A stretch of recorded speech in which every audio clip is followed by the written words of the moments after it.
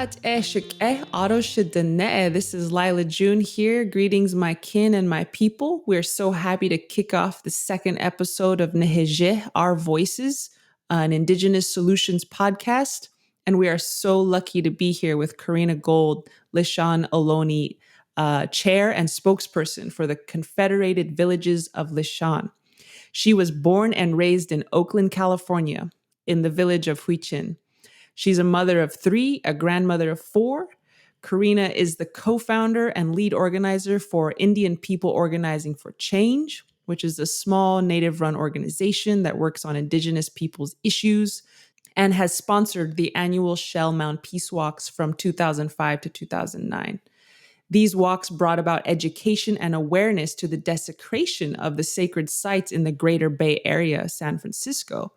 And as a tribal leader, she has continued to fight for the protection of the shell mounds, uphold her nation's inherent right to sovereignty, and stand in solidarity with her indigenous relatives to protect sacred waters, mountains, and lands all over the world. Her life's work has led to the creation of the Sagorte Land Trust, which is what we'll be talking about mostly today. The Sagorte Land Trust is a woman-led organization within the urban setting of her ancestral territory of the Bay Area. Sagorte Land Trust works to return Indigenous land to Indigenous people, yes, based on the understanding that Oakland is home to many peoples that have been oppressed and marginalized. Sagorte works to create a thriving community that lives in relationship to the land. Through the practices of rematriation, cultural revitalization, and land restoration, the Land Trust calls on Native and non-Native peoples alike to heal and transform legacies of colonization, genocide, and to do the work our ancestors and future generations are calling us to do. Thank you so much for being here with me, Auntie Corrina. It's an honor to have you here. Oh, Tuhi. Good to see you, niece. So happy to be here with you. I hope everyone out there is doing well. It's lovely to be able to have a conversation and just sit and talk and to see you again. I haven't seen you in such a long time. I know, you too, you too. Yeah, your people have a lot to teach us. And when I say us, I mean the whole world. You have some of the most inspiring and effective and innovative solutions I've seen in the area of decolonization. So I'm really excited to dive into this. I did have a question though before we start on the Sagorte Land Trust. You know, you're indigenous from what is now called Oakland, California, which is right across from San Francisco. You know, what is it like to be an indigenous woman in such a urban, concrete jungle type of place? That's a great question. I don't know what it is to be a Native woman outside of an urban area for the most part. So our lands have been urbanized, right? All of our traditional territories have been urbanized for the most part. And so grow up here is to imagine and reimagine what it looked like before colonization. And I think, I always like to preface that the colonization that happened in California was much different than what happened in other parts of this country because it only happened a little over 200 years ago. And so everything that's built up here, all the asphalt we see, all the buildings we see, all the streets, all of those things are all really new. When we look at history in a blip, it's just a little tiny space. And so we can reimagine what it looked like to have the creeks that always ran through here reopen. We could reimagine again what the landscape looked like before there was colonization, how the open fields were here, how there were tule elk and deer that ran through here, how there was grizzly bears on our shores. We can reimagine that in such a way that it doesn't take too much imagination, right? That we can be in that space again. But if you come here as a settler or somebody that's new to our territory, it's sometimes hard to imagine that there was any Native people here or that there's still Native people here, right? And I think that what colonization has done, as we have experienced 3 waves of colonization in a very quick manner of time, through the Spanish missionization and the Mexican Rancho period and the current occupation by the United States government, that those consecutive genocides happened, and it was very difficult for people to see that we're still here. But also to know that the Bay Area is one of the largest populations of intertribal people in the country, right? If not the largest. There was, I think, in the 2010 census, there was over 50,000 Native people in the Bay Area. Mm-hmm. And so large amounts of Native people, but still invisibilized here in the Bay Area. And I think that Mm-hmm. part of it has to do with the education system that happens. Our tribes, for instance, are taught about as the past, right? We learn about us in fourth grade, and then you don't hear about us anymore because it was a part of Right. what I call a white paper genocide. They intentionally showed that we were gone. And then the next thing that you learn about in fifth grade is the gold rush. But they intentionally leave out the horrific history of Native people being hunted down in California legally, and that there were prices on our heads, $5 a head and 25 cents an ear, backed by federal dollars. And so that's a part of history that you don't learn about California. But the systems that in the urban area is to completely eradicate Native people by not showing that we're here, that by not acknowledging our sacred places, by not acknowledging us. And it really has been in my lifetime that that's changed. And we are now working with cities and counties and institutions that are acknowledging that this is our territory, that are working with us now to bring that knowledge back here, to really try to educate themselves and the public about where we are. And I think that that's a blessing that our ancestors have been in. I think that when you talk about what is it like to be an urban native, it's interesting because we have to go to these places that look like parking lots and say our prayers at our sacred sites that have been destroyed. We have to ask permission from people that now steward our lands, park districts, if we can have access to gather. And so being in an urban setting in our own territories comes with a real big cost. It also causes us to have to watch every single development that's happening in our territories and wonder whether or not they're pulling up our ancestors today. And dear, we're going to get that phone call. And so it's knowing where you're at every moment, being blessed to wake up in your own home territories, and knowing that there's a lot of work that has to be done because the erasure of our people has been so dramatic that uh, Mm-hmm. it's just a lot of work. It's heart-wrenching, and it's hard to be Indigenous every morning when you wake up. And I often tell people, we are born into a pretty intense battle, and you have a couple options to cope with it. One is to pretend that it's not that bad, and it's okay, and it's not that bad of a battle. That's and just kind of rose tint everything. And the other option is to take those rose tinted glasses off and say, wow, we are having so much on the line right now, our languages, our cultures, even our very existence. And if we don't fight for it, who will? And so I know how it is to be an Indigenous woman who took those glasses off and says, how are we going to actually be ancestors that our great grandchildren can be proud of, who handed them something, who handed them something, just like our ancestors, even through everything you're talking about, handed something to you.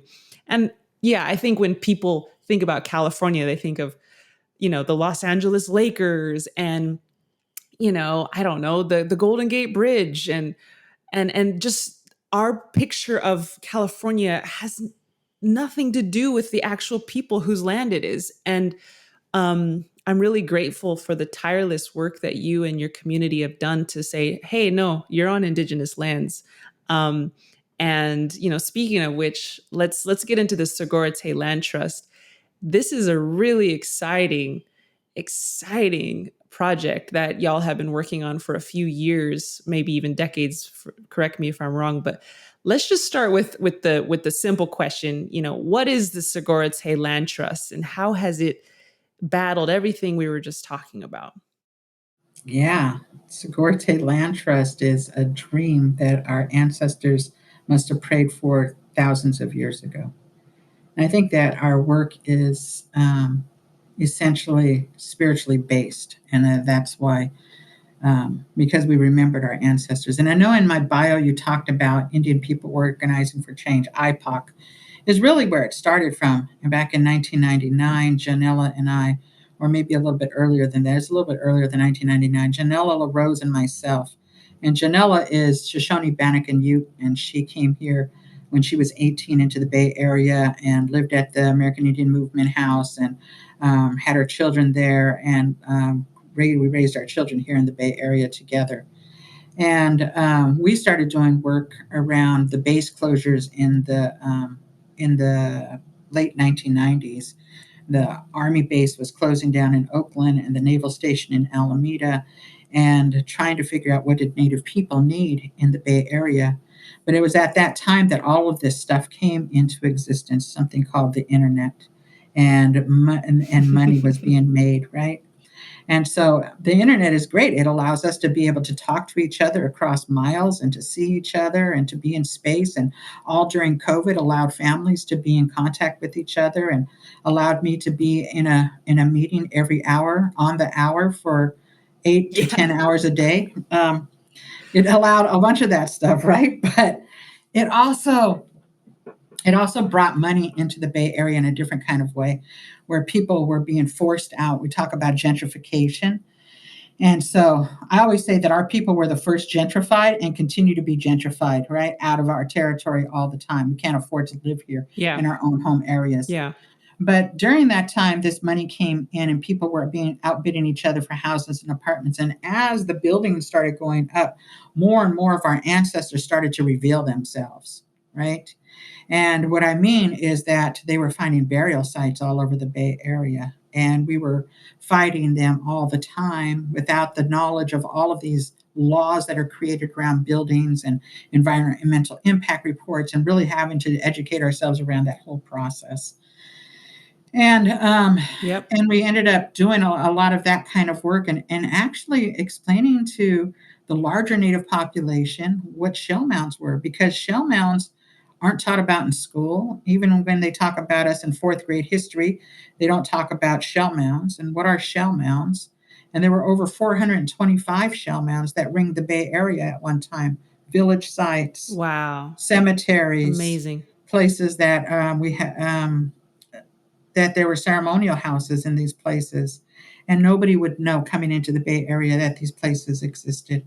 And so we began to do And the shell education. mounds are essentially like depositories for the shells we would, like the mussels and the oysters or whatever you would eat from the ocean, from the bay, and then deposit them. And then over time they would just build up, right? Or Yeah, sorry, well, so that's might that's be part completely of wrong. it. Yeah, and I think that that's what Yeah. most people think. But so thank you for that question. There actually are burial mounds. And yeah, Okay. we covered in shell because we used shell. Yes, it was plentiful and we ate them. And horrifically, the bay is so polluted that we can't eat our shellfish really anymore. But to imagine for Hmm. thousands of years that our ancestors could do that, right, along the shores, have as many mussels as and oysters that you can eat, but also that we use that as a form of trade. And so we also used it as a form of reverence for our ancestors. And so when someone was buried, they would be buried in soil and covered in shell and covered in stone. And over thousands of years, these mounds became the largest one over 3 stories high and 3.5 football fields in Wow. diameter. And so these were the monuments of our ancestors, our ceremonial places, and our burial sites. They were not trash heaps, as archaeologists once named them, but they were actually places of reverence for our people. And so these shell mounds Wow. that are destroyed because of building is always about our ancestors' last resting place being destroyed. And so, as we do these walks around the Bay Area, it was really our opportunity not to just educate ourselves, other Native people, and people that lived here, but it was an opportunity to go to these sites and to pray and to have the ancestors pray to that the ancestors remembered us as we were remembering them. And so doing this prayerful walk around the Bay Area, 300-mile walk, it took 3 weeks, 18 miles a day, stopping at these shell mounds. It was important to reopen up that communication in a different kind of way, to begin to do that kind of work with the ancestors, to imagine that our ancestors, no matter where we're from, they prayed for us 7 generations back, right? And that they put Mm-hmm. these prayers here. And for me, I believe that the Bay Area, and many people think this Bay Area is this bubble, right? And I hear that all over the place. The Bay Area is a bubble, right? But the Bay Area is this magical place of innovative ideas, of technology, of movements being built here, things that are happened. But it was Mm-hmm. because it started with those prayers of my ancestors on this land for thousands of years ago, that magic is still bubbling here for us to be able to rethink and reimagine what it is to be on this land in reciprocity with each other and everyone that's now living here. And so, how do we do that Mm. work? It really was starting around protecting the shell mounds. And I think that the stand that we made in 2011 was to protect 2 shell mounds on the Carquinez Strait, where our salmon come up before they go up the rivers. When they come through our bay, Mm-hmm. that there's 2 shell mounds that were there. And our ancestors always created these villages and cemeteries where fresh water met salt water. And Right. this place was really important, and it's called Sagorte. And that's where we got the name from. We did a 4.5 month takeover of vigil, prayerful vigil there. We had a fire lit there for 109 days. And as that fire was lit at that land, there was 4 other fires around the world that was stayed lit for as long as ours did, praying that that place would Wow. stay together. Because of our stand there was the first cultural easement that was created between 2 federally recognized tribes, the city and the park district of Vallejo. They didn't create that cultural easement with us because Ohlone people are not federally recognized. So we have Right. no Right. recognition, no protection in that way. But these 2 federally recognized tribes stepped in and did that work because we took over that land for 4.5 months. And it Mm-hmm. allowed us to continue, even though they signed a contract with the city saying there would be no more than 10 Indians ever gathering on that land together. They said that there would be no big drums allowed on that land, and they signed those things. And we were super angry about it until we realized, bing, we did not sign the contracts. So we show up every year with hundreds of people and put down a fire and do ceremony and dance and work with Chief Cowling's Bring a sis big and drum. do everything that, because that's our sovereign right to continue our Mm-hmm. relationship with that land and those waters and those salmon. That's what our inherent right is. And so we do that. And we never get bothered. They know that we're going to come, and it doesn't matter because everyone knows that that's our right, our basic human right to do that. Sagorte Land Mm-hmm. Trust started because we have been praying to get these ancestors returned from UC Berkeley. UC Berkeley hoards 9,000 plus of our ancestral remains and thousands of more of our funerary objects and our ceremonial things in their hoards there. That is kind of creepy. Why would you want to steal someone's bones? And I, yeah, I'm sorry about that. That's awful. No, it's true. And that's one institution in the Bay Area. There are multiple institutions in the Bay Area that hold our ancestral remains. And so it was to bring them home and to put them back in a final resting place where they should have never been taken from to begin with.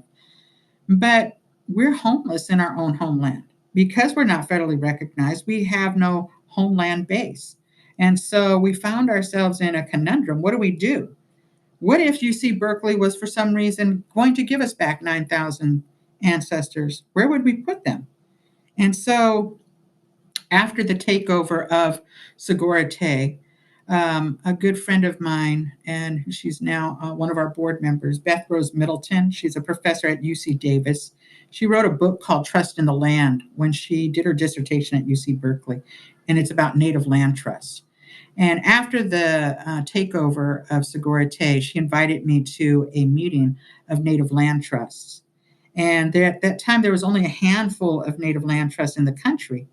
And I had no idea what a native land trust was. I didn't really know what land trust was to begin with, really, but I Honestly, I went. still don't know what a land trust is. Maybe you Right? can explain it to me. So I went to this meeting and I was like, all right. So I'm in this room full of Native people, both federally recognized and non federally recognized, that created land trusts.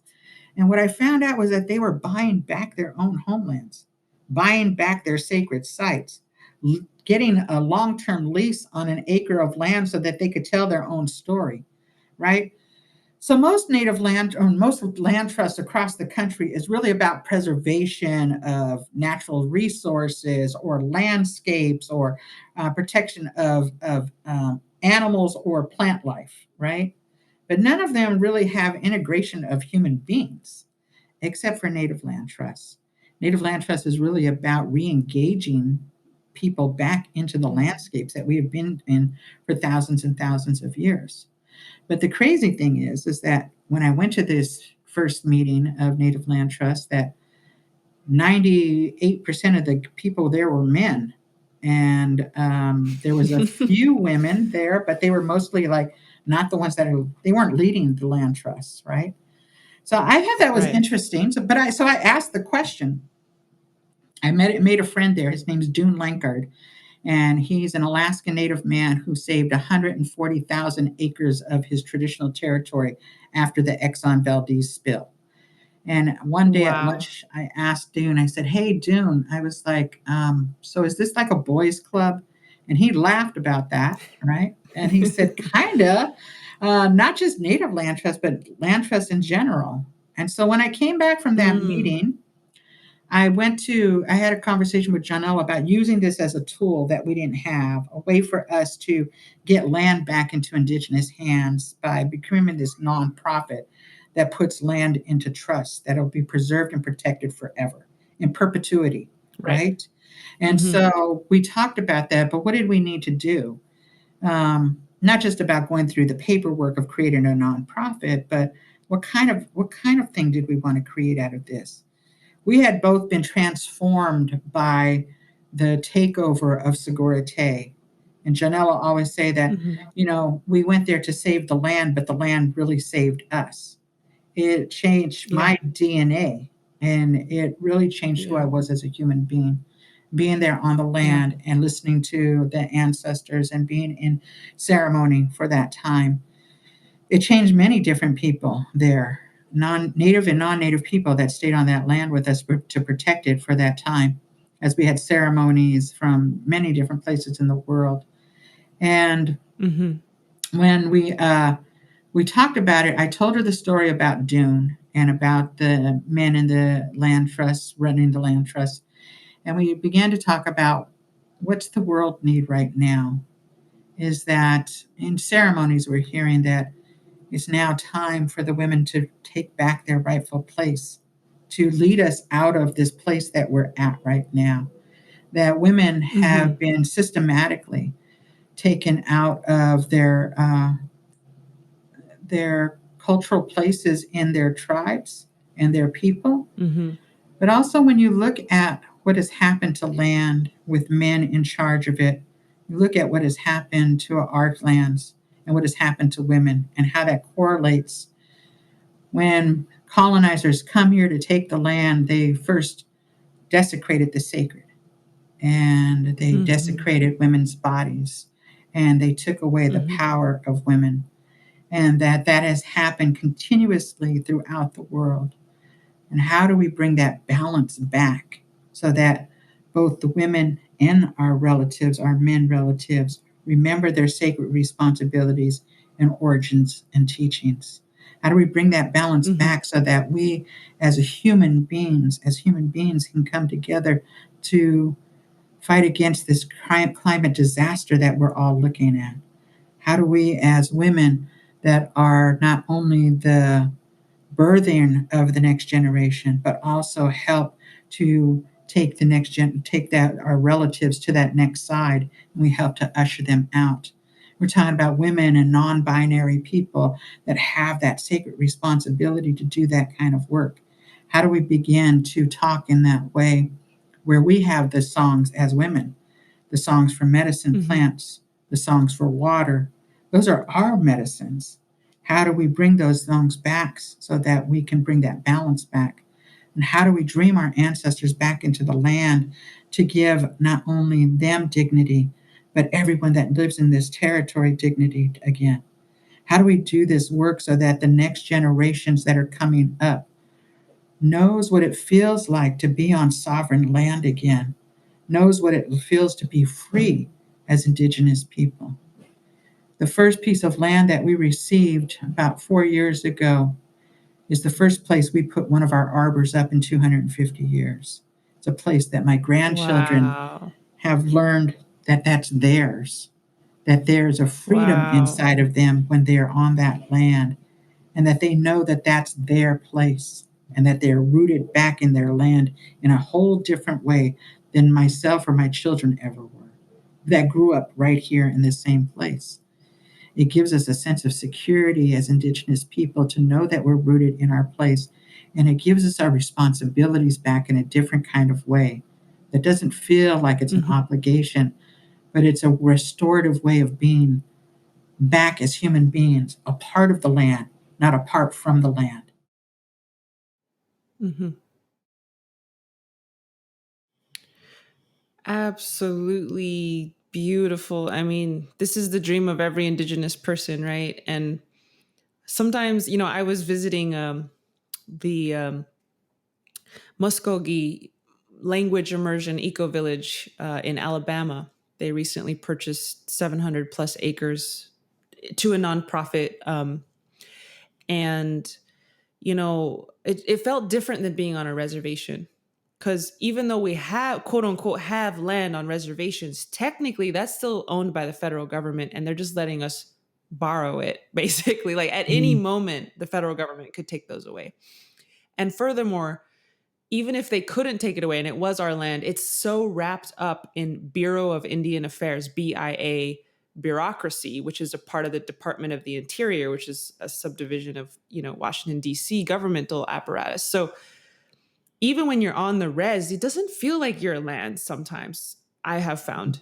But when I went to this language immersion eco village, 700 plus acres that is owned outright by Indigenous peoples, period, I felt that freedom you're talking about. Mm. And it was so beautiful.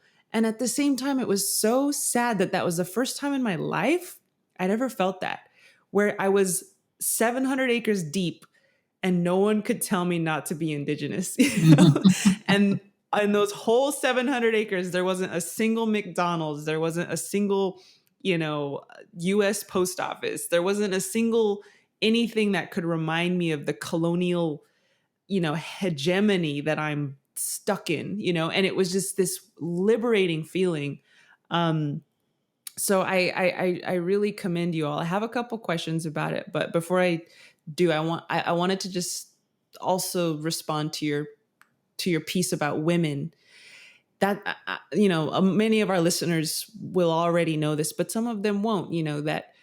That this idea of women being leaders, this idea of women being respected, this idea of women being at the center is very common throughout Indigenous societies, throughout Turtle Island, also incorrectly known as America. But throughout Turtle Island, me as a Diné woman, we're matrilineal. We get our last names from our mothers, not from our fathers. When someone passes away, the land goes to the youngest daughter, not the oldest son, because she will be responsible for creation furthest into the future. So they pass it to her.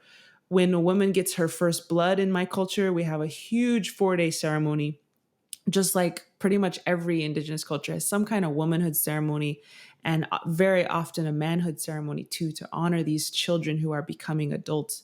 The Onondaga, the Haudenosaunee, they always, Oren Lyons always laughs.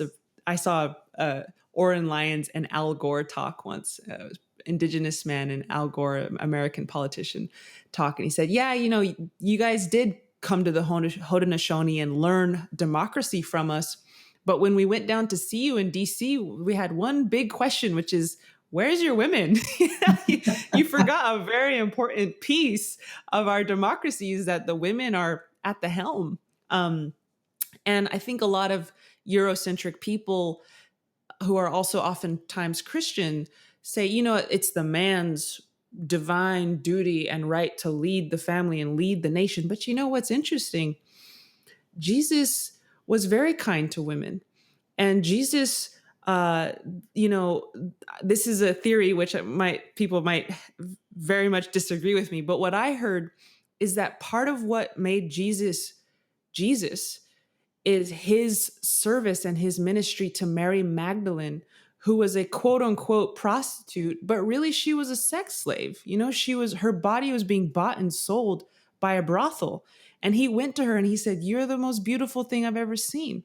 And there's many blaring obvious evidence that they even had children, and his service to the feminine elevated him as a man. And so that's one theory which people might vehemently disagree with me, but that what gave Jesus his Jesusness was actually his service to women, his service to the feminine. But anyways, so going into this, I have a real quick question. For people like me, we're in our 20s and 30s, we're Indigenous youth. We're kind of wondering if we could do something like this. So does the nonprofit own the land? How and then who you have to have a board, right? And then and what is the basic things you need to have in place to actually, and what is the legal structure you have to kind of secure this land and protect it from interests that might not be aligned with our values as Native people? Hmm. Yeah, that's a big question. You have to get a nonprofit status, a federal nonprofit number. You have to incorporate in the state that you're in, and then yeah, that then the land trust owns the land title deed to the land. But the way that we are working it as Sagorte Land Trust is that the land trust works in cohesion with the tribe around what work wants to be done there. The tribal members work for Sagorte Land Trust and really is trying to figure out how do we do this. We understand that we are an intertribal um, land trust, but also that we're working on Lisjan territory. And so, how do we ensure that Lisjan people are taken care of, that language classes are done, that cultural revitalization is happening, and how do we include people that are also intertribal in that work as well? Because we want to ensure that there are places for our relatives that have moved here from other places, either through forced relocation programs or voluntary relocation to this territory, because we know that there are families that are here that have been here since the 1950s and 60s whose American dream didn't come true in the urban areas, that they have not been able to go home because of the onslaught of poverty that continues to happen in the cities, and that there has not been places for them to sit and just be, or to be by a fire and pray, or to grow their medicinal plants and to learn about those. And so it's important for us as guests, as hosts, as the tribal host, to work with the Mhm. guests that are in our territory, both tribal people and non-tribal people, to learn how to work in reciprocity with the land. So yeah, we had to go through the hoops of doing that. We created both a board that holds legal responsibilities over the bylaws and creating different kinds of mechanisms like that. And we have a community board as well of community people that have been working with us for over 2 decades, that have been with us as a part of this dream and this prayer. We make sure that we have, our board is made up of Indigenous women. Most of them are scholars. All of them are scholars that have been doing work around um, decolonization, that have been doing work around land return, and have been really doing a lot of amazing work in the Bay Area around that, and have know that the work that Janelle and I are doing is the work that they also want to be a part of. And we also have, people that we have people that have come from all walks of life to come and help us to gather the things that we need, the tools that we need that in order to put our arbor together and to make sure that that fire that is lit in that arbor becomes the hearth of our territory, reminds us where we need to be and how to come together. Now, young people are a part of this work. It's not, I think Janella and I are the oldest ones. Everybody else is younger people, 40 and under, that are doing this work. And the amazing thing is that we don't run like a nonprofit structure the way that other people structure nonprofits. And people talk about this nonprofit industrial complex kind of thing. It's like we're using this tool to get land back into Indigenous hands. We're learning how to live in reciprocal relationship with the waters and the lands. We're learning how to heal the lands while we heal ourselves. We allow people to follow their own hearts and dreams about what is the work that you want to do on the land? How would you like to see it transform backwards? And then allowing people to actually do that work themselves without the structure of having somebody over you all the time.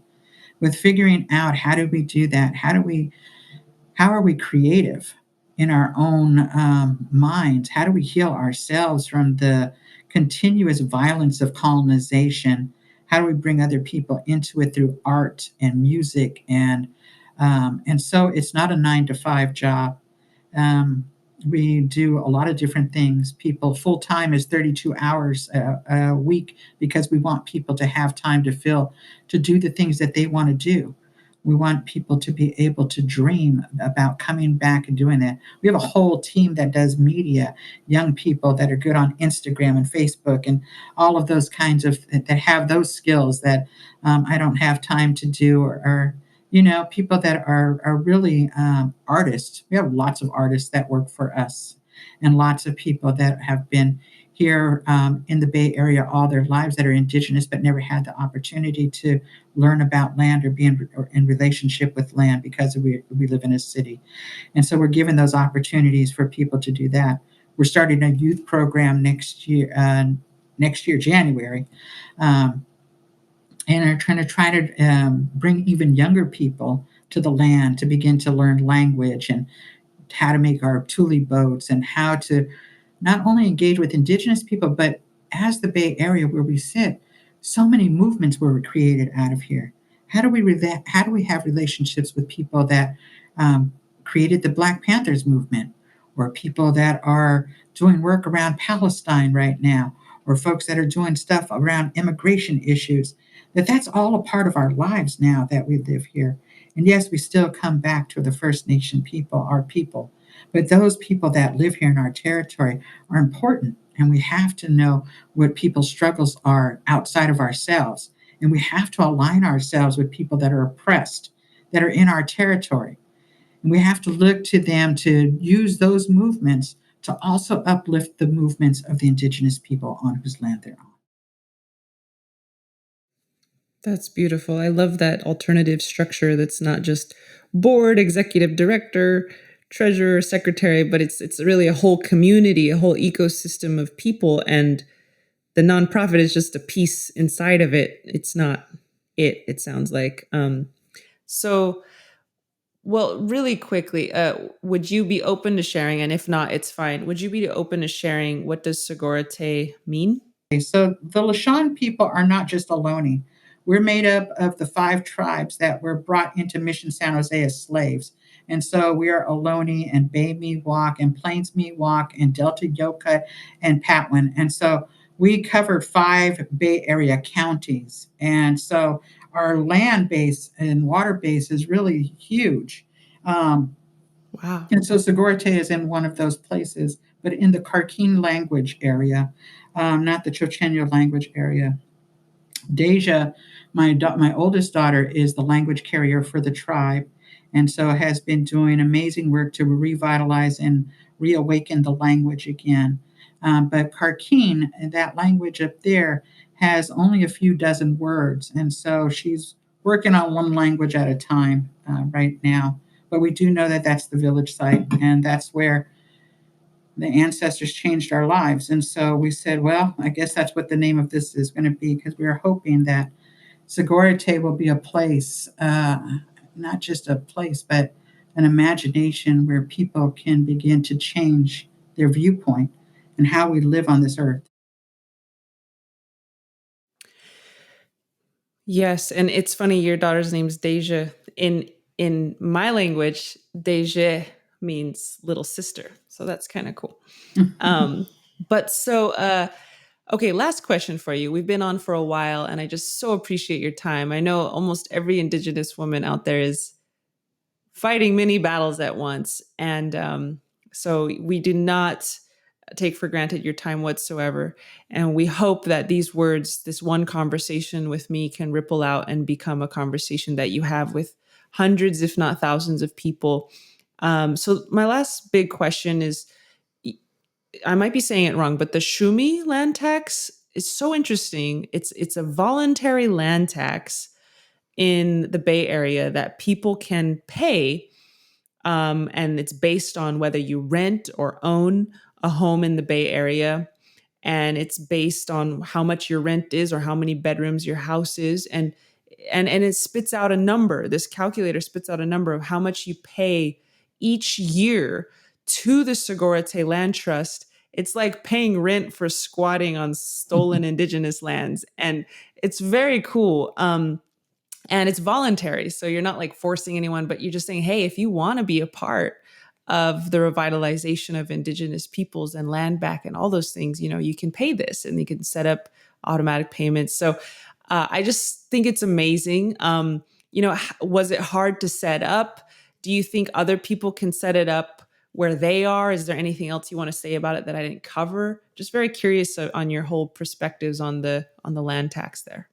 Yeah, thank you for that question. Shumi means gift in our language. And tax is something that everybody could resonate with because we all have to pay taxes. But we hate the word tax, but people understand it. We didn't actually Right. come up with this idea. Tia Peters from the Seventh Generation Fund created a land tax. I don't know if they call it a tax, though, in Wiyot territory up in Northern California when the Wiyot tribe was given back an island that was totally needed to be cleaned up. Of course, they gave them their own island back, but of course they had, trash on it and stuff, and so they needed a way to fund that cleanup. And so she started this. She asked if her permission from the tribe if they could do that, and then a couple of actually it was a couple of allies that came to me about 5 years ago and said, "Hey, did you know about this? Can we do something like that?" And so we asked permission from Tia. Can we use your idea? Hmm. And she said yes. And there was a couple of allies that created the platform, and we soft dropped it on our website at an event about 5 years ago. And it took off kind of like fire. People in the Bay Area were hungry to do something that they could actually participate in, because it's hard for people to hear about the history and to know that they're and not to and want to engage but not know how to engage. And so this is a really easy way to engage with the tribe and with the Sagorte Land Trust on how do we begin to build that reciprocal relationship with each other and with the land and make sure that the work gets done. And so there are other groups that are doing it. There's the Duwamish Rail Rent up in the Pacific Northwest. There's a Matahatta Fund in Manhattan that started. There is oh, geez. The Tongva people are thinking about starting one in LA. There's one in Arizona, I think, that's getting ready to launch. And so there are people that are beginning to look at how do we do something like that. It's not a GoFundMe, it's not but it's an actual structural challenge for people that are living, working, and playing in our territory to participate in rematriation of land, to look at Indigenous women's leadership, to talk about the colonial violence, and how do we come together to change the world that we want to see for the next 7 generations. And so it's an invitation to be a part of that dream, really. So we have that for people that live here in the Bay Area. We also started a land fund that's separate. So people anywhere in the country that want to participate can send us funding as well. And an institutional Shumi that people are beginning to pick up. So universities or nonprofits or for profits that have businesses in our territory can begin to pay an institutional tax. And we had the first city in the Bay Area pay Shumi as part of their budget for the next 2 years. And we're working on another Wow. one. And so we're hoping that cities in the Bay Area, as they're beginning to come to us to create relationships, that they will continue to pay Shumi either as a part of their budget or as a way for us to work within their cities to get it as a part of a ballot measure. And so it's really changing how we begin to look at the Bay Area and how people engage with us as a tribe and as a land trust to really do the work of rematriation. You know, we always say that what we were taught is that we're only a bridge, us that are living on this earth right now, a bridge between those that have come before us and those that are coming after us. And the things that we do now today make a difference to what happens to those yet to come. So our ancestors prayed for us and they gave us all of these different knowledges that they tucked away in different places so that we could find them right now to help us to survive, right? We have to do the same thing for those next 7 generations coming after us. And so it's our responsibility as those to have that future for our young ones coming. And so it's beautiful to see young people like yourself doing the incredible work to uplift the Indigenous voices and to bring other people along with us because we can't do this by ourselves. And we need to have we need to have allies and accomplices that are like-minded doing work with us and following the lead of Indigenous leadership because we have those teachings that will help to carry all of humanity along to the next phase of this world. Yes, yes. Thank you so much for sharing that. Um, is there any examples of things, for instance, you all have been able to buy or do due to the Shumi fund? Have you actually been able to purchase land based on those funds? Yeah, we were able to buy our first house this a few months ago.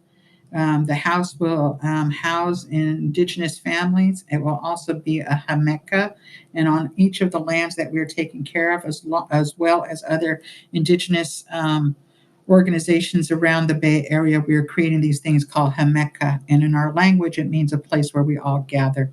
In times of man-made or human-made or natural-made disasters, that there will be these places, these touchstones in our communities that have first aid and solar and kitchen supplies and all of those things that are ready, fresh water and water catchment systems, so that we have those places inside of our communities already there. And so it will have one of those. We're in the process of purchasing a small community garden in Berkeley. But we're working in different places, and so there's a lot of places that we're working in. And people, you talk about folks that just bought 700 acres, and we're working on quarter acres of land here and there in little places, but they bring a lot of joy to a lot of people. And we actually have land that we could welcome our indigenous relatives to for real again. And to have those ceremonial places again. So we're blessed. Yeah, well, for the record, those 700 acres were Alabama acres, which are some of the cheapest acres in Turtle Island. And you're working in the most expensive place, arguably one of the most expensive places in Turtle Island. So it's no small feat to get a quarter acre in the Bay Area. Oh my goodness. Um, I know you have much more than just a quarter acre, but even that is super challenging. Well, thank you so much for your time. I myself have sat for dozens of podcast interviews, and I know it's just such a blessing, though, that this will be here for our future generations to listen to look back on, and to remember, who one of their matriarchs was and what she did for her people. And I hope that this really can be that record for not just my generation, but my children. And just thank you so much for the work you've done over the decades, and to your family and your children and your allies and your colleagues, and your community members who have worked so hard. Colleen Sisk, all of the Cali natives who have been fighting tooth and nail through mercenary killings and missions and you name it. And you guys are some of the most beautiful people I know. I actually went to school at Stanford University in South Bay. So I know of that bubbly magic you speak of. As soon as I get to the Bay Area, the wind and the air just feels different. And I pay homage to your ancestors for praying there for so many tens of thousands of years to create that magic. And I pray that you and your people continue to have all of the inspiration and cohesion and guidance that you need to continue that magic. So unless there's anything else you want to say, feel free to say it. And it's just been an honor to have you here. Oh, thank you so much, Lila. It's been an honor to be here. So great to see you and to connect in this kind of way. Can't wait for you to come out to our territories again when we're all COVID safe. And so there's many blessings to you and your family. And I hope to see you soon. Thank you, Corrina. Hagone.